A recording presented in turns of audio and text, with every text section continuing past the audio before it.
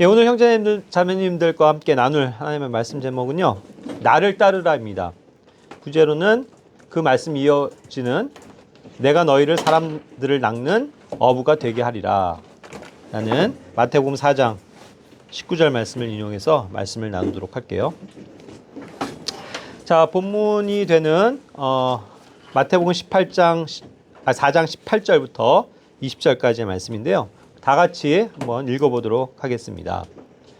예수님께서 갈릴리 바닷가를 거니시다가 두 형제 곧 베드로라 하는 시몬과 그의 형제 안드레가 바다에 그물을 던지는 것을 보시니 그들은 어부더라. 그분께서 그들에게 이르시되 나를 따르라.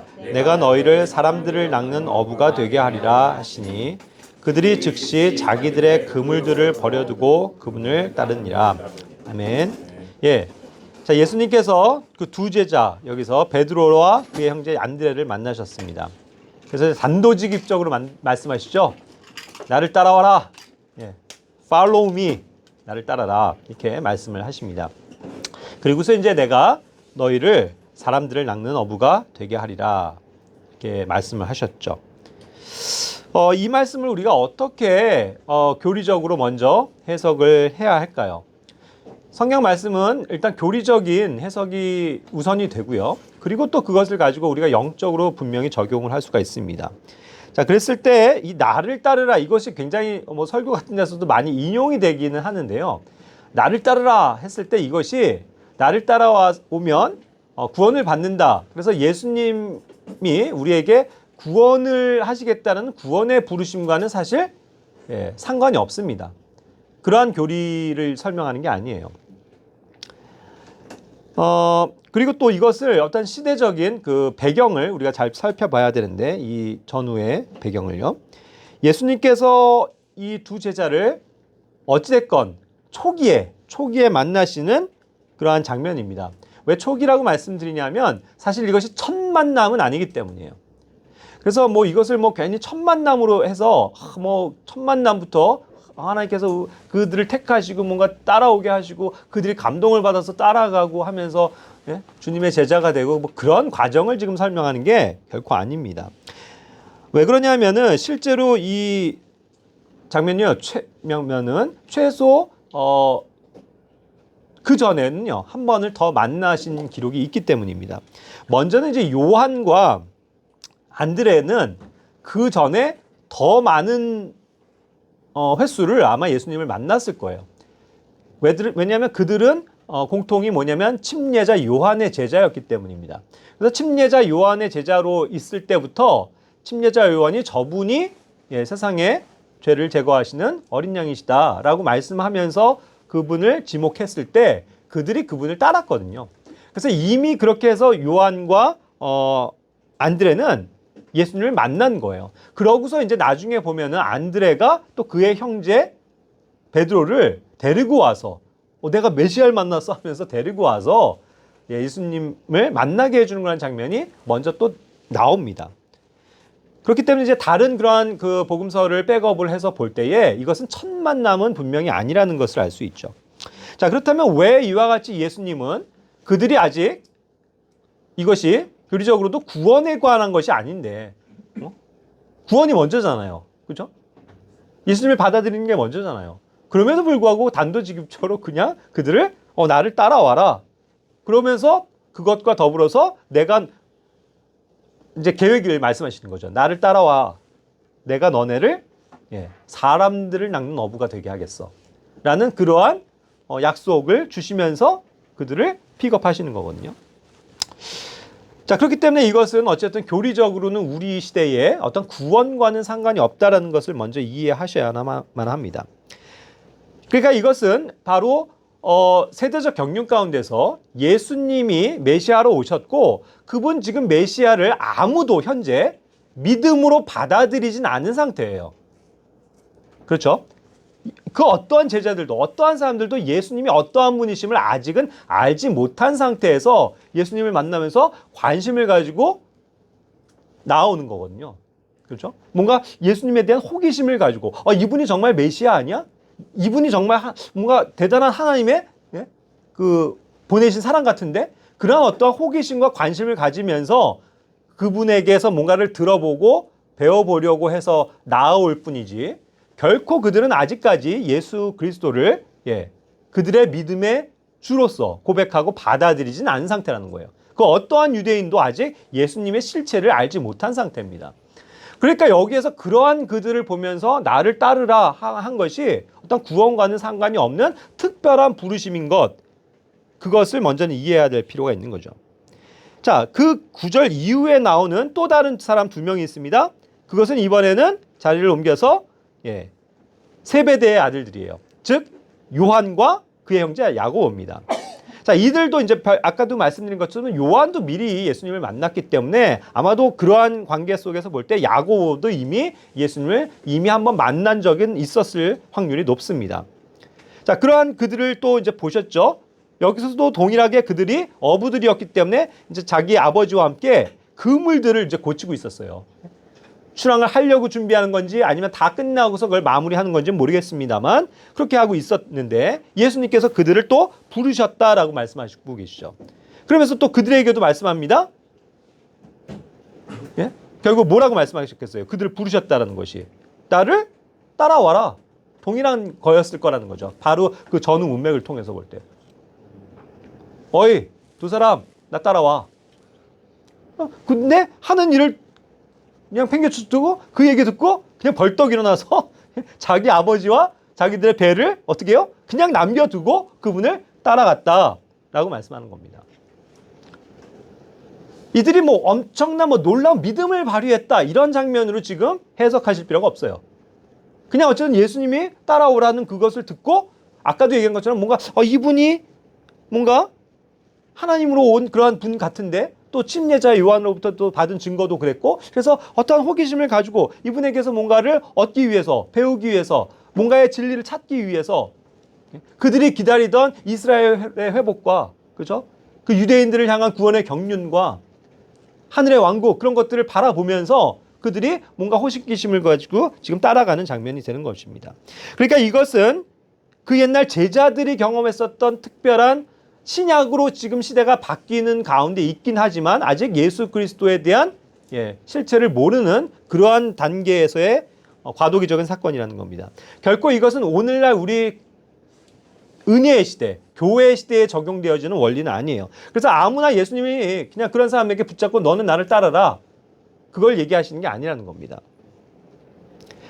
그러니까 이것은 사도들에 대한 사실은 부르심인 거거든요. 그러니까 뭔가 주님의 특별한 계시를 받아서 주님의 일을 할 사람들을 주님께서는 물론 아셨죠. 그래서 그들을 만나셨고 이들이 그러할 사람인 걸 아셨음에도 불구하고 어쨌든 그들을 부르시고 또 그들에게 어떠한 그러한 기회를 주시고 그런 것들을 확인하시기 위한 그러한 부르심으로 볼 수 있는 겁니다. 자, 그리고 이제 여기서의 약속은 나를 따라와라. 그리고 그렇게 됐을 때 뭘 약속하시는 겁니까? 너네가 구원을 얻을 것이다. 너네가 다시 태어날 것이다. 너네가 성령님을 받게 될 것이다. 예? 의롭게 되어질 것이다. 이런 걸 얘기하시는 게 아니에요. 그냥 그들이 그렇게 자신을 따라올 때 뭐가 돼요? 사람들을 낚는 어부가 되게 할 것이다 그거거든요. 자, 그래서 이제 나중에 보면 알지만 사람들을 낚는 어부라는 뜻은 뭐냐 하면 실제로 사람들, 어떠한 혼들을 건지는, 그죠? 낚시질이죠. 그것을 이제 비유하는 겁니다. 그래서 어떠한 사람들을 낚는 그러한 일들을 이들에게 부여하겠다라는 어떠한 특별한 소명에 대한 부르심이 되는 거죠. 하나님의 복음사에게 일꾼이 되게 하시겠다는 의미이지 지금 현재 그들을 구원하시겠다는 의미가 아닙니다. 그러니까 그들이 구원받은 이후에 되어질 어떠한 운명적인 인생을 오히려 예고하시는 장면인 거예요.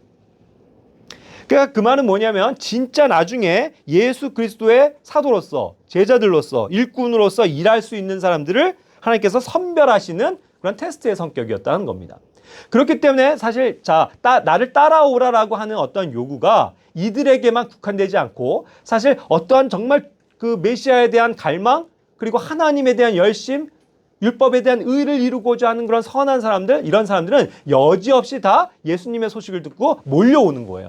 그래서 그들이 관찰하면서 정말 저분은 뭔가 대단한 것 같아. 내가 당신을 한번 따라보겠습니다. 했었던 수많은 사람들이 존재했었다는 거죠. 그리고 그것에 대해서 예수님은 거부하지 않으셨어요. 누구든지 나를 따라오려고 그러면 따라와라. 내가 뭔가를 보여주겠다라는 거죠. 예. 그러니까 이제 이러한 구절들은 그래서 다른 구절들에 대해서도 몇 명의 사람들이 이렇게 제시가 되고 있는 겁니다. 나름대로 선한 사람들, 나름대로 의로운 사람들, 나름대로 율법에 열심히 있는 사람들, 진리에 관심 있는 사람들, 메시아에 대한 기다림이 있는 사람들, 그리고 자신들의 그 조국 이스라엘에 대한 회복에 대한 열망이 있는 사람들, 이런 모든 사람들이요. 예수님에 대한 관심을 가지고 나아가고 있는 장면이라는 겁니다. 그러니까 뭔가 그들은 진지한 그 예수님에 대해서 알고 싶었고 그런 진지한 탐구가 전제되었던 것이겠죠. 결국 예수님을 만났어도 그들이 그냥 지나가는 동네 아저씨로 여기지 않았다는 겁니다. 그냥 지나가는 행인이요 나그네로 여기지 않고 정말 저 사람이 뭔가 특별한 존재 같은데 하고 그분을 따라 나서기 시작했다는 거죠. 이것이 이제 첫 번째로 교리적인 해석입니다. 그러한 배경을 가지고 있는 거예요. 이 어부들이 되는 사람들뿐만 아니라 지금 또 다른 사람들에게도 이제 그래서 말씀하시죠. 물론 이제 이들은 지금 공통점들은 4명이 다 어부입니다. 갈릴리에 있는 어부들이에요. 그러니까 나를 따라오라 하면서 내가 너희들을 사람들을 낚는 어부가 되게 하겠다라는 말씀은 결국 그들에게 초점을 맞춰서 적용되어지는 쉽게 그들이 이해할 수 있는 어떠한 부르심을 얘기하는 거죠. 그렇기 때문에 다른 종류의 사람들, 다른 직업을 가진 사람들에게는 나를 따라오라라고는 하시지만 나를 따라오면 너희가 사람들을 낚는 어부가 되겠다라고 말씀하시는 않는 이유가 여기에 있어요. 자, 그 밖에 그럼 다른 사람들이 어떠한 사람들이 또 있었는지 봅시다. 마태복음 9장 9절은 마태가 등장을 해요. 레위라고도 또 다른 곳에서는 얘기하죠. 결국 이 사람은 세리입니다. 그 당시에 사람들이 굉장히 천시하고 무시하고 매국노라고 그렇게 치부해버리는 저 그냥 로마의 그냥 앞잡이가 돼갖고 우리 사람들 백성들 세금이나 그냥 뜯어가는 아주 못된 사람들 이런 사람들로 여겨지면서 상관을 하지 않는 돈만 그냥 욕심내는 그러한 사람으로 치부해버렸잖아요. 그래서 상종을 안 하는 죄인 취급을 받던 그러한 사람입니다. 나름대로 부를 축적은 할 수 있었지만 그 당시의 사회상이 그랬어요. 자, 그런데 그가 열심히 자기가 지금 세금을 받고 있죠? 거기에 나타나셔서 예수님이 또 뭐라고 말씀하시는 거예요? Follow me. 나를 따라라. 그랬을 때 어떻게 한 거예요? 이 사람도 그것을 듣고 그냥 즉시 일어나서 그거 다 그냥 내팽개치고 그분을 따라간 거예요. 세상에서의 일에 있어서는 직무유기죠. 아까는 가족의 일이니까 자기 배와 아버지를 놓고 간 건 뭐 그냥 가족사에서 일이니까 자기들끼리 해결하면 되는 문제지만 이것은 지금 공무집행 중이잖아요. 예? 어떤 공식적인 일을 하고 있는데 일하는 시간에 어떤 사람이 그냥 부르니까 그냥 더구나 돈 아니에요. 돈들 다 놔두고 그냥 따라갔다고요. 이게 제정신이에요? 엄청난 문책을 당하고 아마 그 일은 더 이상 못했을 거예요. 그죠? 잘리는 거죠. 그 순간에. 뭐 저런 사람이 다 있어. 해고. 그럼에도 불구하고 마태는 뭔가 정말 어떤 진실된 마음으로 그분이 하시는 말씀을 들었다는 거예요. 그래서 따라갔다는 겁니다. 그죠? 역시 이런 면에서 마태 같은 경우도 준비된 사람이었겠죠. 요한복음 1장 43절부터 46절에 보면 또 빌립이라는 사람을 만나십니다. 그랬을 때 또 뭐라고 그러세요? 빌립도 역시 그분을 따랐었던 제자인데 나를 따라라. Follow me. 자, 빌립은 갈릴리 사람이긴 하지만 무엇을 하는지 직업을 알려주진 않습니다. 그렇죠? 그런데 어쨌든 안드레와 베드로 이 사람들이랑 같은 도시 출신으로서 다 친하게 잘 지내는 그런 어떠한 사람일 거예요. 뭐 아무래도 어촌이니까 뭔가 어부와 관련된 일을 했을 수도 있고, 근데 정확하게 모릅니다. 근데 어쨌든 나를 따르라고 그랬어요. 자, 그런데 그 사건 이후에 나를 따랐다라는 말은 없지만 이 빌립이 또 다른 자기 친구, 정말 선한 마음으로 주님을 기다리는 그러한 이스라엘 사람 나다나엘에게 다가가잖아요. 그래서 야, 내가 메시아를 만났어. 모세가 율법에 기록했었고 대언자들이 말했었던 그 사람, 그분을 내가 만났어. 그분은 요셉의 아들 나사렛 예수님이거든. 그래서 한번 가보자 하고 데리고 오는 거잖아요. 그죠? 그랬을 때 나다나엘이 무슨 그런 데서 선한 것이 나올 수 있어 하면서 거부하긴 하지만 억지로 야 아니야 가보자 와서 봐. 그래서 뭐라고 그래요? Come and see. 와서 봐라. 진짜라니까 하고서 그를 데려가잖아요. 그러니까 그 말은 여기에서 예수님이 빌립을 부르셨을 때 잠깐 생략되어져 있긴 하지만 나를 따르라고 했을 때 빌립은 예수님을 그 즉시 따랐다는 얘기겠죠. 그리고 뭔가 그분에 대한 확신을 가지고 이 지금 자기의 친구 나다나엘에게도 가서 야 가보자. 이분이야 이분 하면서 막 데려가는 거 아닙니까? 그런 일에 또 사용을 하고 계시다라는 거죠. 자, 이러한 그 제자들을 지금 하나하나씩 부르시는 거예요. 부르시는 겁니다. 따라와라. 그렇죠? 뭔가 영화 같은 장면 아니에요? 예수님이 나타나셔서 딱 어떤 사람을 지목해서 날 따라와. 날 따라와. 그러니까 하나같이 그냥 뭐 자기가 하던 걸 다 내팽개치고 여기에 뭔가 사활을 거는 거죠. 목숨을 거는 거죠. 그럼 한번 따라가 보자. 멋있잖아요. 그런데 이들이요. 그렇게 해서 제자로 선택되어지고 사도로서도 나중에 부르심을 받지만 이들이 애초부터 예수님을 알았냐고요. 예수님이 어떤 분인지 아냐고요. 전무해요. 이들은 아직 예수님을 하나님의 아들로 인정하기도 전입니다. 메시아로 알기도 전이에요. 메시아로 믿고 받아들이기 전입니다. 그리스도라는 고백은 나중에 가서야 베드로의 입에서 증거되고 있거든요. 심지어 그렇게 해서 믿었다고 한들 뭐해요? 믿었다고 하지만 예수님 십자가에 못 박히실 때쯤 가니까 잡히시니까 다 도망가 버리잖아요.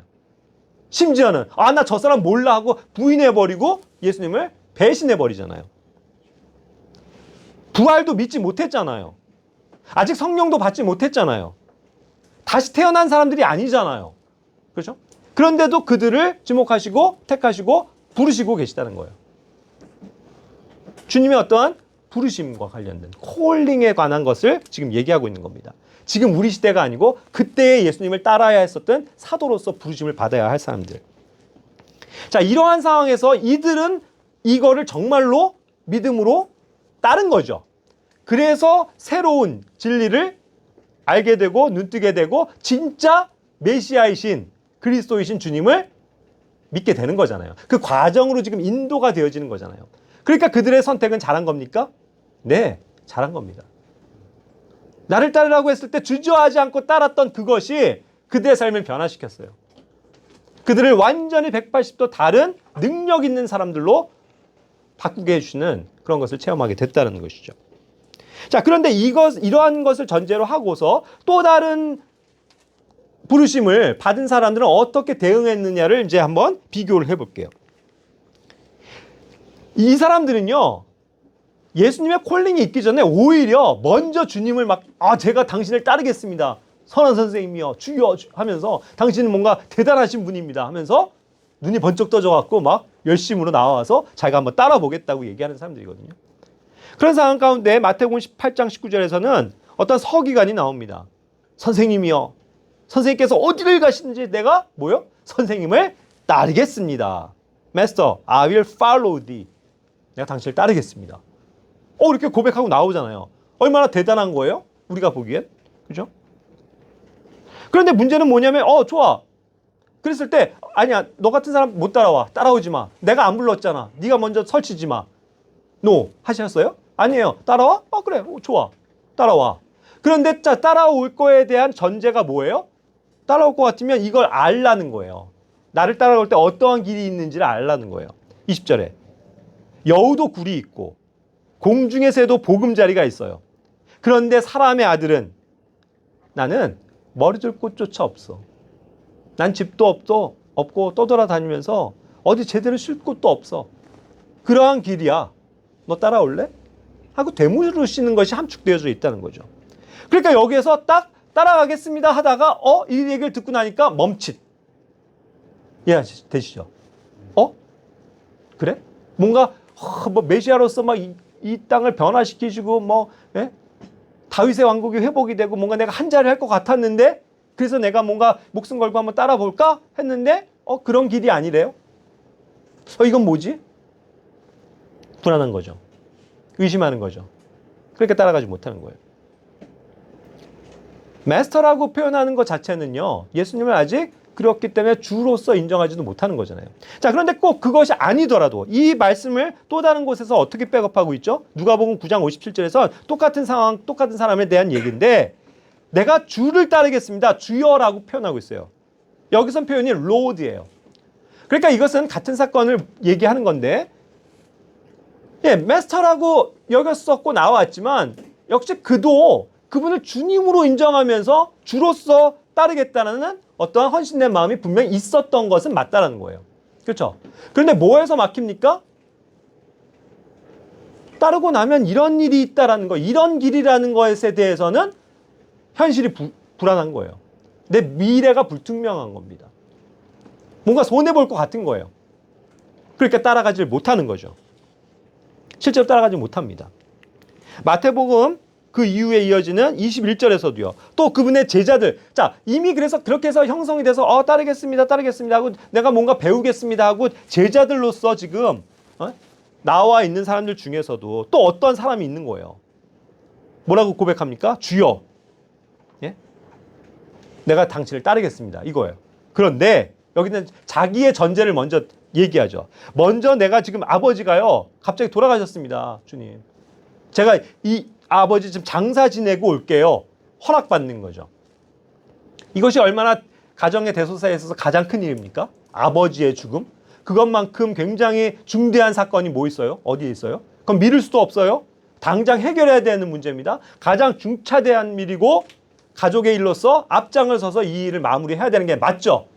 세상의 원리로 보자면 이와 같은 것을 처리해야 되는 게 우선인 게 맞죠.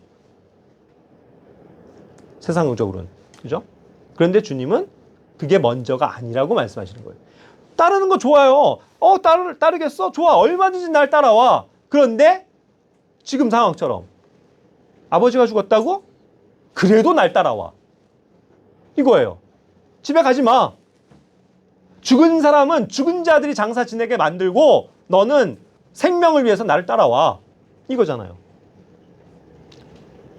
이 사람은 실족했을까요? 안 실족했을까요?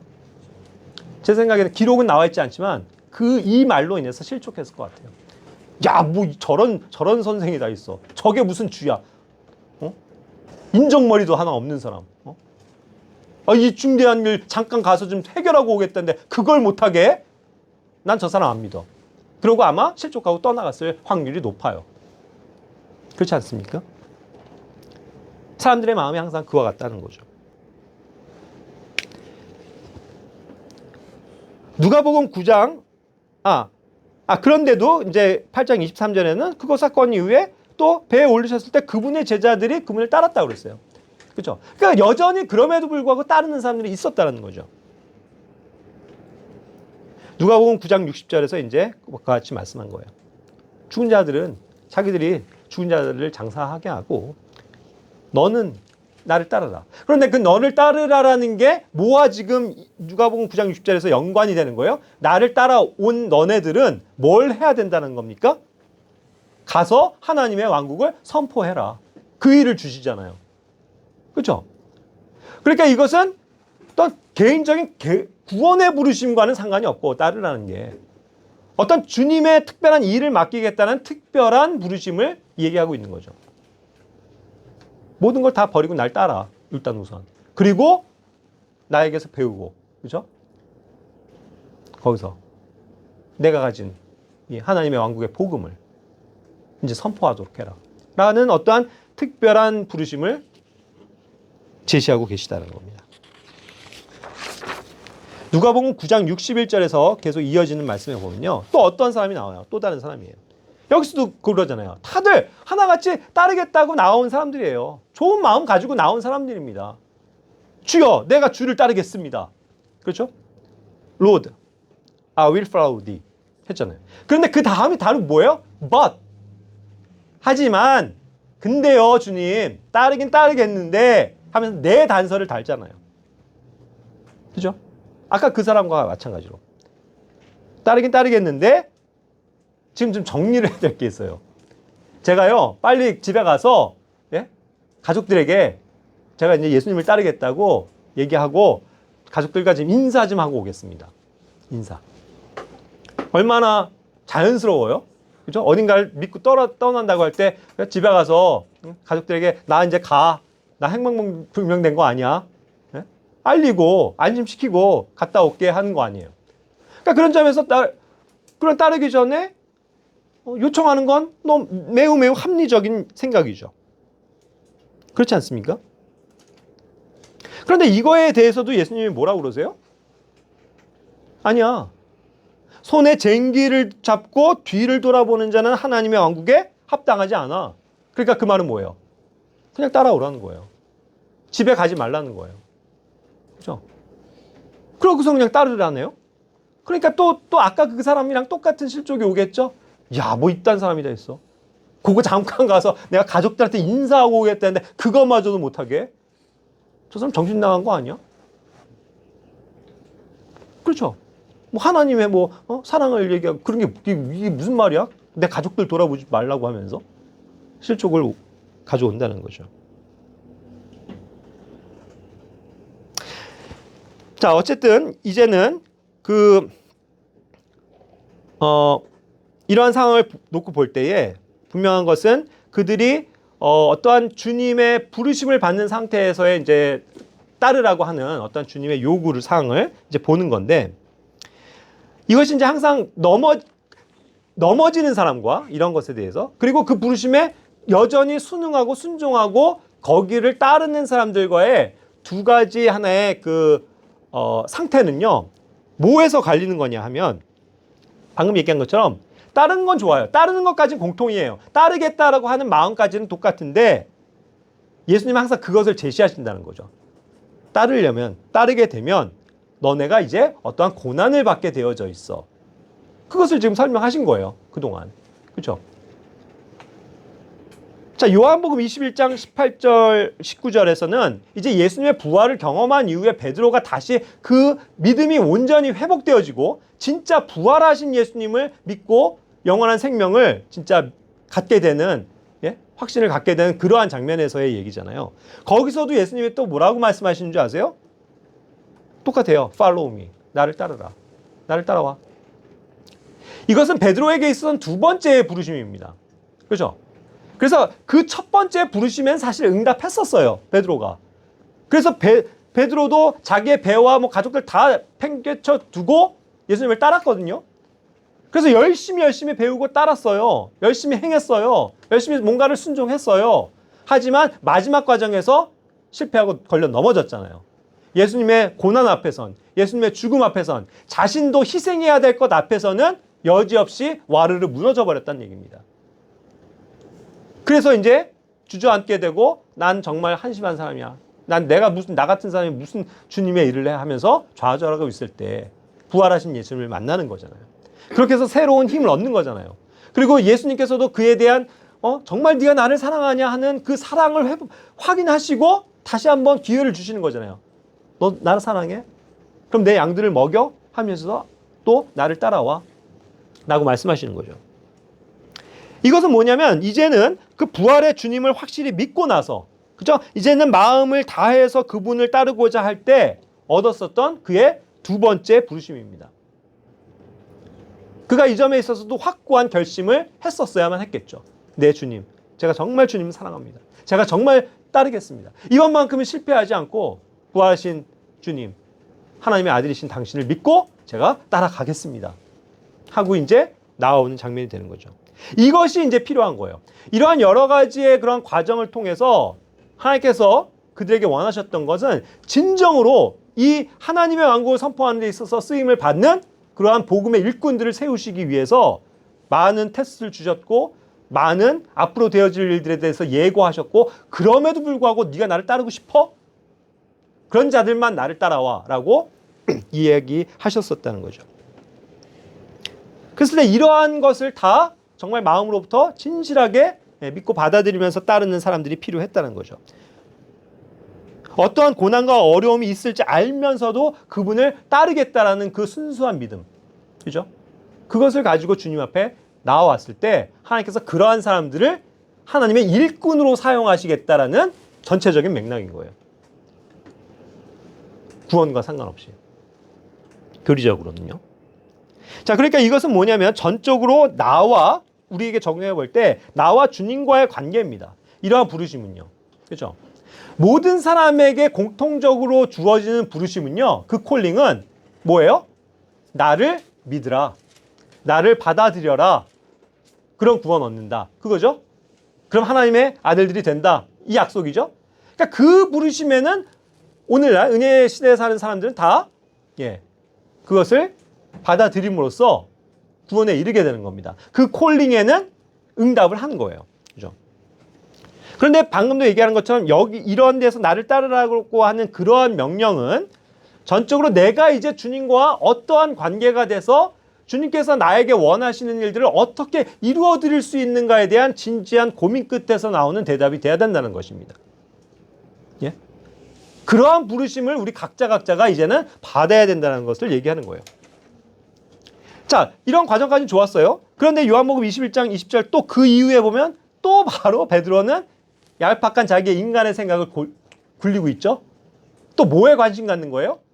좋아요. 자기가 이제 따를 건 진심이에요. 그래서 내가 주님 따릅니다. 그런데 중요한 건 싹 눈치 보다가 저 사람은 어떻게 돼요? 저 사람?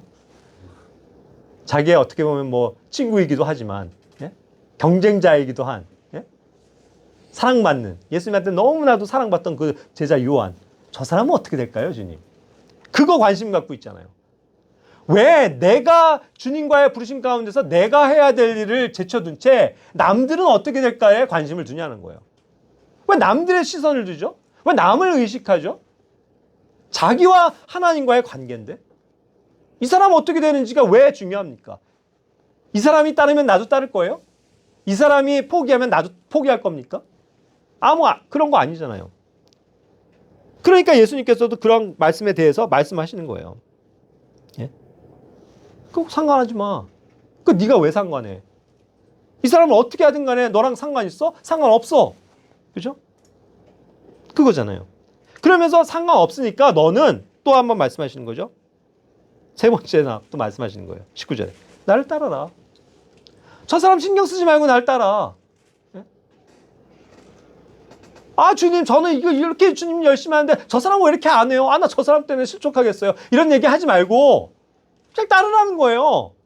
예? 하나님과의 관계 그것이 확실하다면 그 부르심에 응답해서 그냥 따라가는 거예요. 남들이 어떻게 하건 말건 남들이 다 실족하건 말건 남들이 나보다 더 잘하고 있어도 그거 시기하고 뭐 그럴 필요 없고 비교할 필요 없고 내가 할 수 있는 분량 가운데서 주님을 따르는 일 그것을 주님께서 요구하고 계시다라는 겁니다. 그러니까 이러한 모든 것이 교리적으로는 이 특별한 사람들에 대한 특별한 부르심이라고 이해를 하시면 됩니다. 하지만 이제 지금 은혜의 시대를 사는 우리에게는 이러한 것들이 이제는 특별한 부르심이 아니에요. 이제 본론이 그겁니다. 이제 우리에게는 모두에게 주어지는 일반적인 부르심이 모두에게 있을 뿐입니다. 그 일반적인 부르심이라 함은 아까도 내가 구원이요 생명이니까 나를 믿으라고 한 그 부르심이죠. 나에게 오라는 거죠. 그랬을 때 우리가 그것에 응답해서 주님의 부르심을 입고 주님께로 나아온 거죠. 그래서 어떻게 됐습니까? 구원을 받은 거죠. 하나님의 전적인 은혜죠. 그게 다 일반적인 부르심이에요. 자, 그리고 그렇다고 하면 그것이 모든 사람에게 주어지는 일반적인 부르심이기 때문에 이제 우리 시대에게 주어지는 부르심은 그 다음에 우리의 삶에 있어서도요. 모든 것이 다 모두에게 공통적으로 주어지는 일반적인 부르심일 뿐이라는 거예요. 누구는 특별하게 부르셔서 내가 윤찬영만 이 교회 안에서 사용해야지 이게 절대로 아니라는 겁니다. 유로하는 게으르니까 내가 얘는 못 쓰겠어 하고 제껴두는 게 아니라는 거예요. 우리 모두에게 그 은혜 가운데서 되어졌었던 그 부르심은 여전히 동일한 겁니다. 그 출발도 동일하고 그 목적지도 같고 그렇죠? 우리가 그것을 함께 그 부르심 안에서 응답하고 나아가기를 원하신다는 거죠. 그래서 이것은 이제는 우리 모든 그리스도인들에게는 일반적인 부르심이 돼요. 우리가 구원받은 교회요 그리스도인들이기 때문입니다. 도대체 그리스도인의 뜻이 뭡니까? 쉽게 얘기하면요 그리스도를 따르는 사람들이다 이 얘기예요. 그렇죠? 그리스도인의 정의가 뭐예요? 그리스도를 닮아가기 원하고 그리스도처럼 살기 원하고 그리스도를 따라가겠습니다라고 자신의 믿음을 표명하고 가는 사람들 아니에요? 그러니까 우리가 세상 사람들과 구별되는 존재죠. 우린 그리스도인들이라고요. 크리스찬. 그렇지 않습니까? 그것이 성도로 부르심을 받았다는 거예요. 그러니까 모두가 예외 없이 이제 하나님의 교회의 지체가 되었을 뿐만 아니라 누구나 예외 없이 그분을 섬기는 것이 마땅하다, 그거예요. 누구나 일하는 게 맞고, 아까 얘기했처럼 누구나 그 일에, 하나님의 왕국의 복음을 선포하는 일에 드려지는 삶을 살아야 되는 게 맞다라는 거예요. 특정한 사람에 대한 특정한 부르심이 더 이상 아니라는 겁니다. 이해하시겠죠? 자, 그러니까 이제 신약 교회의 성도들의 그러한 교리를 한번 짚어볼게요. 고린도전서 4장 16절 또 11장 1절에서도 얘기하지만 뭐예요? 이제 바울이 우리에게 이 따라가는 것에 대한 어떤 원리를 지금 다시 한번 설명하고 있는 거예요. 너희는, 고린도 교회입니다. 우리에게 하는 말씀이에요. 너희는 누구를 따르라고요? 나를 따라라. 나를 따르는 사람이 되라. 그 나가 누군데요? 그 나가 예수님이에요? 여기서 말하는 나가 누구예요? 바울이잖아요. 자, 이게 이렇게 바뀌어 있는 거예요? 예수님이 직접 그 제자들을 선택하시면서 나를 따르라고 말씀하셨는데 지금 바울은 신약 교회 성도들에게 나를 따르라는 거예요. 1차적으로. 그런데 내가 가는 길이 어떤 거라는 걸 알려주는 거죠. 11절 1장에서도 내가 그리스도를 따르는 것 같이 너네도 나를 따라와, 이 얘기예요. 이해되시죠? 한 사람을 거치는 거죠. 직접 다이렉트하게 주님과의 부르심 이거 맞는데 교회에게 주신 하나의 원리는 뭐냐면 그 주님을 따르는 데 있어서 샘플이 되는 어떠한 사람들을 또 보여주시는 거예요. 그게 바울과 같은 사람이었어요. 바울이 전한 은혜의 복음, 그리고 그것에 의해서 생명을 얻은 사람들, 그분들이 먼저 우리의 선배되는 건데 그들이 주님을 따르는 거죠. 그렇듯이 우리도 그 길을 계속 따라가는 거예요. 그러니까 이것이 계속 되물림 된다는 겁니다. 그러니까 따라오는 사람들이 시대적으로 2000년 동안 즐비한 거예요. 계속 이어진다는 뜻이에요. 끊어지지 않고 이 꼬리가 2000년 내내 그리스도를 따르는 사람들로 바울을 따르고 또 디모데를 따르고 또 그 사람을 따르고 하면서 우리가 전부 다 궁극적으로는 예수 그리스도를 따르는 사람들로 되어지고 있다는 사실이죠. 그래서 이제는 사도 바울은 직접 예수님을 따르는 것이 무엇을 의미하는지를 교회 성도들에게 제시하고 있다는 겁니다. 그게 이 신약 성도들에게 주신 바울의 서신서에 담겨져 있는 어떻게 나를 예수 그리스도를 따를 수 있는지에 대한 해답을 주시는 거예요. 그래서 이 서신서가 중요한 거예요. 이 삶의 원리를 가지고 우리가 살아갈 때 우리가 뭐가 된다고요? 예수님을 따르는 사람들이 된다. 내가 지금 그 길을 가고 있으니 너네도 나를 따라와라. 그거죠. 그러니까 빌립보서 3장 12절에서도 말씀합니다. 나 역시도 바울이 난 아직 완전히 잡았다라고 여기지 못해.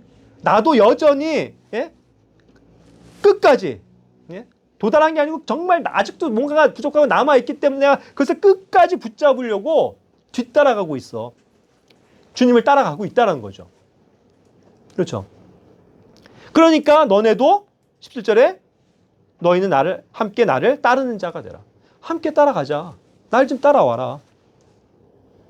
그래서 together. 함께 따라가는 그 무리들이 교회인데 함께 그 길을 가자라는 거예요. 예수님을 따라가자. 우리의 길의 삶의 목적이 그거예요. 예수 그리스도를 따라가는 삶. 그렇죠? 그럴 때 그러한 것에 있어서 어떠한 삶의 원리를 가지고 가야 될 거에 대해서는 바울이 그걸 제시하고 있다는 거예요. 이해가 되십니까? 그 예수님을 따랐었던 그 시대의 사람들처럼 하는 것랑은 또 달라요. 그들 같으면 어떻게 돼 있어야 돼요? 예루살렘과 유대의 땅에서 우리가 살면서 유대 민족을 위해서 일해야 되겠죠. 근데 그게 아니잖아요. 그렇죠? 여전히 율법적인 것들이 그들에게도 아직까지도 그래도 기본적인 사항들은 준수가 되어져야 되는 그런 가운데서 살고 있는 거잖아요. 그런데 그게 아니라 이 은혜의 시대, 교회의 시대에는 어떠한 지역에 살든지 어떠한 시대에 살든지 동일한 방법으로 사도 바울이 걷고 제시했었던 그 교회에게 주신 그 말씀대로 우리가 믿고 따라가면 된다는 거죠. 그것이 곧 주님을 따르는 일이라는 겁니다. 자, 그러니까 이제 결국은 뭐가 본보기가 되는 거예요? 나를 함께 따르라는 것이.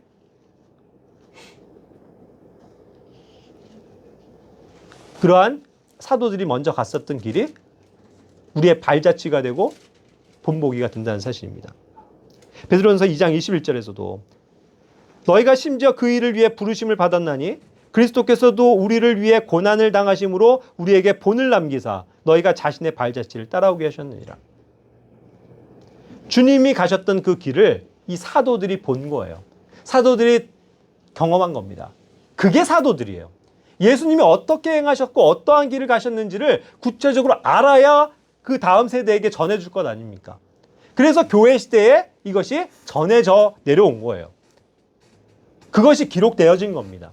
그러니까 이제 그 후대에 있었던 사람들은, 그 뒷세대들은 또 그것을 확실하게 믿고 주님을 기쁨으로 따라갈 수 있는 거가 되는 거죠. 결국 우리가 따라가야 할 어떠한 일들과 본보기들을 성경, 신약 성경에서 가르쳐 주고 있다는 말씀입니다. 자, 그렇다고 하면 이제 아까 본론에서 이제 처음에 제시했었던 그 말씀을 다시 우리 시대에 나에게 한번 말씀을 적용해 보자고요. 이 말씀이 어떻게 나에게 들립니까? 나를 따라오라, 나를 따르라. 내가 너희를 사람들을 낚는 어부가 되게 하리라 라고 하셨다면 아까는 교리적으로는 그것이 뭐예요? 예? 그 특별한 시대에 특별한 사람들을 위한 부르심이라고 했었던 것이 지금 이 우리 시대에는 그것이 일반적인 부르심이 된다고 말씀드렸죠. 예? 주님의 은혜의 복음을 듣고 믿은 사람들에게 동일하게 주어지는 부르심이지 결코 예외가 될 수 없다는 거죠. 그러니까 더 이상 특별한 게 아니고 우리 모두에게 적용되어지는 말씀이 되는 거예요. 자, 그럼 적용해 봅시다. 예수님이 지금 나에게 따라오라고 하십니다. 그랬을 때 우리가 진짜 예수님을 따라가면 어부가 됩니까? 사람들을 낚는 어부가 돼요? 자, 그런데 사람들을 낚는 어부라는 개념이 이제 와닿죠. 그들은 그때의 어부였으니까 그들이 뭔가 낚시를 해서 결과물을 얻어내는 거, 예? 그것이 확 와닿을 수 있었던 것과 같이 지금 우리에게 적용이 된다면 우리 지금 여기 아무도 어부 없죠. 어부 없으니까 이거는 제껴놓고 나를 따르라. 예를 들어서 사업을 하시는 분입니다. 나를 따르라. 그럼 내가 너를 사람 낚는 사업가가 되게 해줄게. 여기에 직장을 다니고 있는 직장인들이 있습니까? 나를 따르라. 그럼 내가 너희가 그 회사 안에서 사람들을 낚는 그런 회사원이 되게 해줄게. 학생입니까? 나를 따르라. 그럼 내가 너네 학교에서 사람들을 낚는 어부가 되게, 죄송해요. 사람들을 낚는, 예? 학생이 되게 해줄게. 저나 뭐 선생을 하는 사람들. 나를 따르라. 그럼 내가 너네를 사람들을 낚는 선생님이 되게 해줄게. 그런 교사가 되게 해줄게. 약속하시는 거라는 거예요. 이게 우리에게 주어지는 부르심인 것을 믿습니다. 그렇지 않습니까? 이제는 우리에게 이것이 들려져야 된다는 거예요. 무슨 어부 얘기하고 계셔, 주님이? 뭐야, 어부? 난 낚시도 한 번도 안 해봤는데. 이렇게 먼 개념이 아니고요. 내가 지금 있는 이 상황과 내가 속해 있는 이 위치와 현실 속에서 주님께서 나를 부르시고 계시다는 거예요. 뭘로요? 사람들을 낚는 사람이 되게 하기 위해서. 그 일꾼이 되게 하기 위해서 우리를 훈련시키고 계시다는 거죠. 그래서 여전히 우리를 따라오라고 말씀하시네요. 나에게 와서 배우라고 말씀하시네요. 그렇죠? 그러면서 너희와 함께하고 있는 이 지체들로 인해서 함께 더 배우고 함께 그 길을 가라. 그 길을 따라와라. 이렇게 말씀하시는 것 아닙니까? 그러니까 이제는 우리가 그 주님의 부르심에 응답해야만 해요. 그렇기 때문에 이제 우리가 따라가야 할 일들은 너무나도 많습니다. 성경에 제시하고 있는 거죠. 예를 들자면 우리가 선한 일을 따라가야 돼요. 주님의 일이라는 것은 항상 선한 일이기 때문이죠. 디모데전서 5장 10절에서도 물론 이제 과부에 대한 내용을 얘기하는 것이지만 모든 선한 일을 부지런히 따른 사람, 그것을 칭찬하고 계시죠. 그러한 삶을 살라고 말씀하시는 거죠. 맞아요. 우리 모두에게 말씀하시는 겁니다. 우리는 선한 일을 부지런히 따르는 사람들이 돼야 돼요. 그죠? 부지런하게. 선한 일이라면, 주님께서 기뻐하시는 선한 일이라면 항상 그 일을 부지런히 할 수 있는 우리가 돼야 된다는 말입니다. 부지런해 주셔야 돼요, 여러분. 그죠? 이 선한 일에 있어서 열심을 내야 된다는 말입니다. 요한일서 1장 11절에 뭐라고 말씀합니까? 사랑하는 자여, 악한 것을 따르지 말라. 여기선 대비시키죠? 악한 건 좀 따라가지 마, 제발. 선한 것을 좀 따라와. 선한 걸 따라라. 왜 우리는 자꾸 악한 것을 따르려고 할까요? 악한 언행과 악한 습성들을 자꾸 배우고 그것을 따라가려고 합니까? 선한 것을 따라가야죠. 그렇죠? 또한 의와 경건과 믿음과 사랑과 인내와 온유와 평화, 이러한 모든 것들을 우리가 따라가야만 하는 것입니다.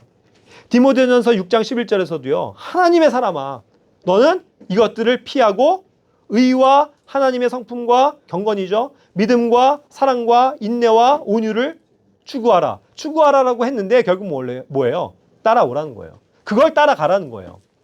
예? 이런 것들을 따라가야 돼요. 하나님의 사람들이라면. 그렇지 않습니까?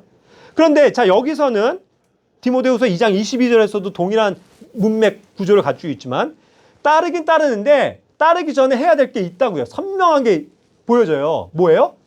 따르기 전에 뭐 하라고요? 피해야 될 것들 피해야 된다고요. 피해. 그게 또 우선이에요.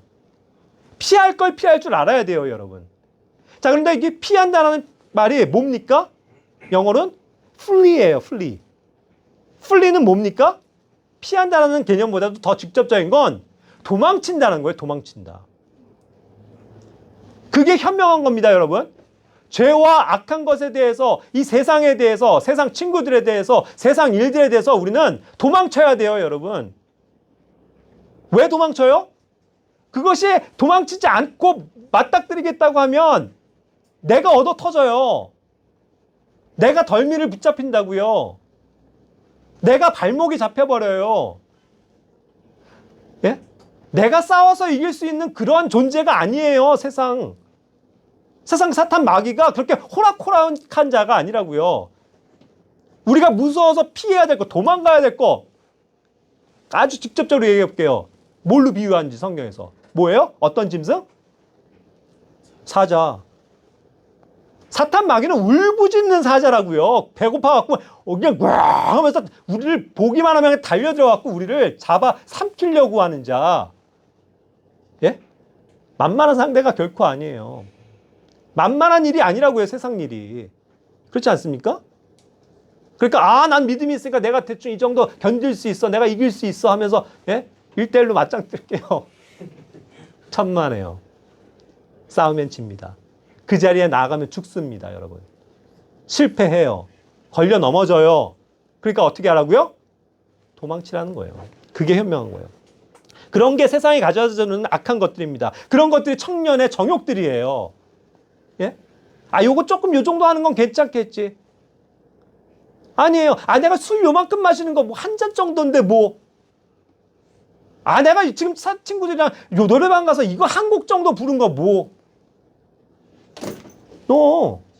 도망치시라고요. 그들에게서 도망치시라고요.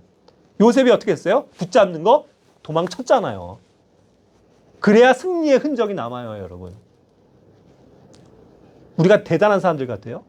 우리는 항상 걸려 넘어져요. 우리는 약해요. 그러니까 도망쳐야 돼요, 일단. 도망치고 나서 주님, 저 좀 도와주십시오. 물론 저 좀 도와주십시오 하면서 도망쳐야 되겠죠. 그러고서 선한 것들, 그것이 뭔지 우리가 성경에서 확신하고 그것을 붙들고 나아가야 되는 것입니다. 그것을 따라가야 된다는 거예요. 정말 그래요, 여러분. 제가 특히 여기 청년들에게, 이런 청년들에게 하는 말씀인데, 믿음의 선배로서 제가 정말 당부드리고 싶은 거예요. 저도 경험해서, 저도 많이 실패해봐서 알거든요. 도망치세요.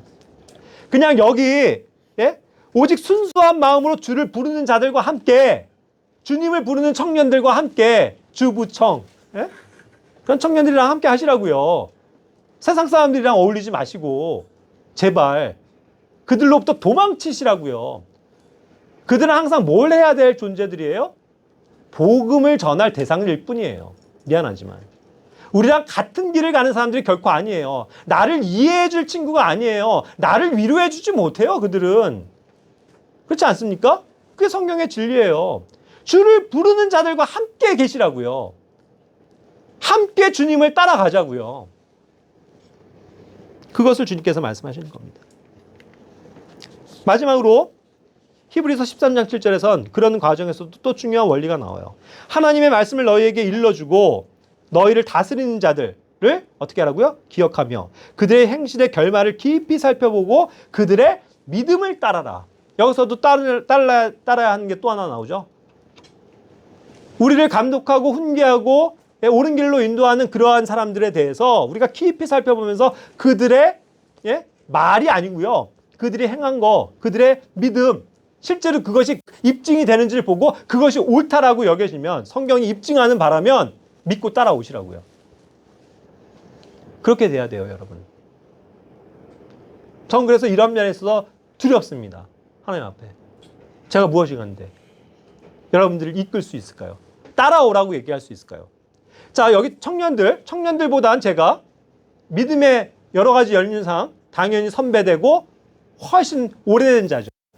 계속 여러분들보다도 훨씬 더 전부터 주님을 따르고 있는 사람입니다. 아까 바울이 나를 따르라고 한 그것처럼 쭉쭉쭉쭉 했을 때 저는 이미 여러분들이 태어나기 전부터도 주님을 따르고 있었어요.